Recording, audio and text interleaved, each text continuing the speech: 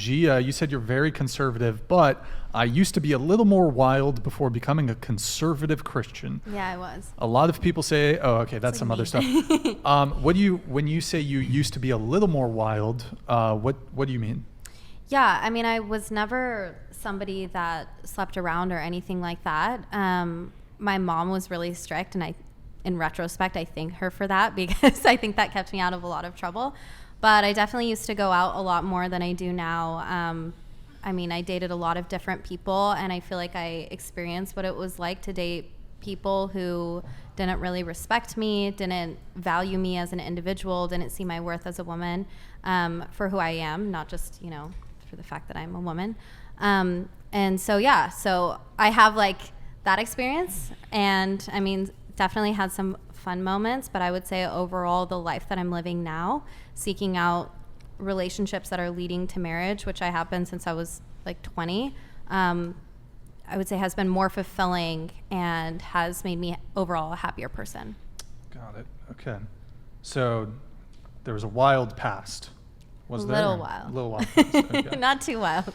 Okay, got it. Which I own, by the way, because I think that it doesn't benefit anybody to sit here and to, act perfect or to try to claim that I'm perfect. I think everybody makes mistakes, and we are all imperfect people. And so what I can say in terms of my view of myself, how fulfilled I am in my life, the career that I've been able to find and to create, and the purpose that I have found, and overall just, again, happiness and fulfillment out of life is, 1,000 times more than anything I could have imagined before.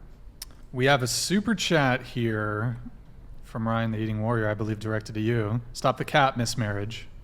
It's no cap. I mean, honestly, actually, before I met the person that I'm in a relationship with now, I was single for, almost 4 years. So I dated a lot of, Christian men who were marriage-minded. But honestly, I was in the idea that I don't want to just marry someone just to get married, which I think even secular women think about. They think about the ring and they think about the dress, and they don't think about what comes along with being married. I wanted to make sure that I found the right person who I could see not only being a good husband, but being a good father and being a good partner, somebody that was going to push me to be everything that I was created to be. And so I wasn't like in a rush to get married at all. And I found the right person, and we're dating, but it looks like it's leading towards marriage. So. Wait, so you said you were single for 4 years? Yeah. And okay, you're 26. You're in a 2-year relationship currently? Or no. You've been, 7 months. That was your longest Yeah. relationship. Mm-hmm. Excuse me. Like 2.5 years. Yeah. So when you said that like 4-year single period, are you like you were celibate? Celibate, single. Yep. For 4 years? For 4 years. Yeah. Damn, son. Okay. I was so happy. I am so happy. Yeah. Wait, people in the chat were saying born again virgin. Is that? That sounds like something from like ultra trad purity culture. I don't know what that means. I don't know. It sounds like something weird from the internet. Are you waiting until marriage or? What? I don't want to answer that question. I think we all should wait until marriage. Yeah. Oh, okay. Wait.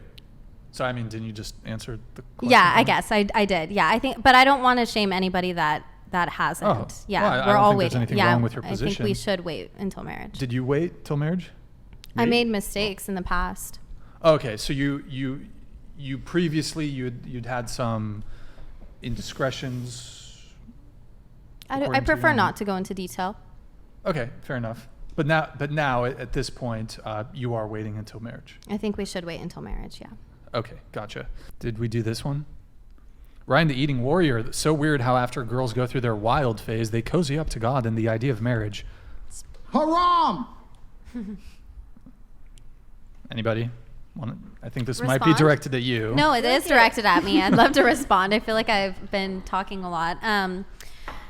Yeah, I think that what you realize whenever you buy into the lie that these things will make you happy, like dating a lot, drinking a lot, partying a lot, shopping a lot, all of these, things that are coming from the outside.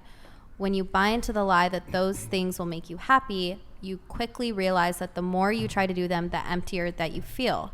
And thankfully, I realized that pretty quickly. By the time I was 20, I already realized that I was not having fun, that I didn't feel fulfilled. And honestly, I looked in the mirror one day and I was like, I don't think I like myself. I know I don't like myself, and I know that there must be more for my life. So I said a prayer. I said, God, I know that you say that anyone who is in you is a new creation, and I want that new creation life.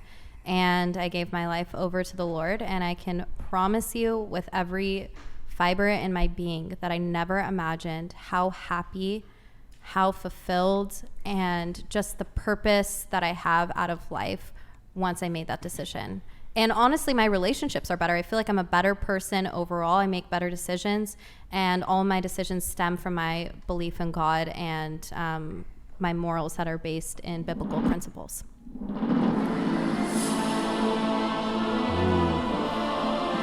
I can piggyback on that for a minute. I think if you look back at human history, there has never been an easier time to just become, I guess I'll use the phrase, degenerate loser. Like, there are so many addicting poisons that are alluring. They're tempting you to taste them in our society. And this is drugs, alcohol, marijuana, video game addiction, graphic stuff, who knows. There are so many things that are tempting you. This is food. Obesity is a big one for a lot of people.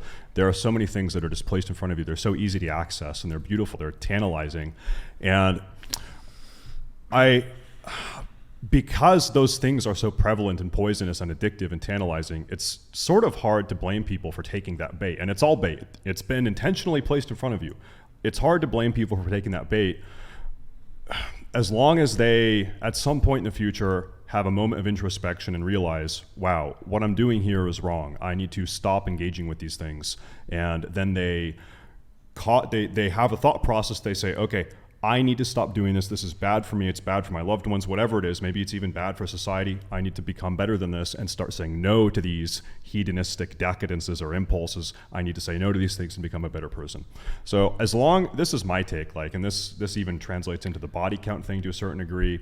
As long as someone at some point has a moment of introspection and says, I need to stop being this way, then it's like, okay, we can have a conversation about this, right?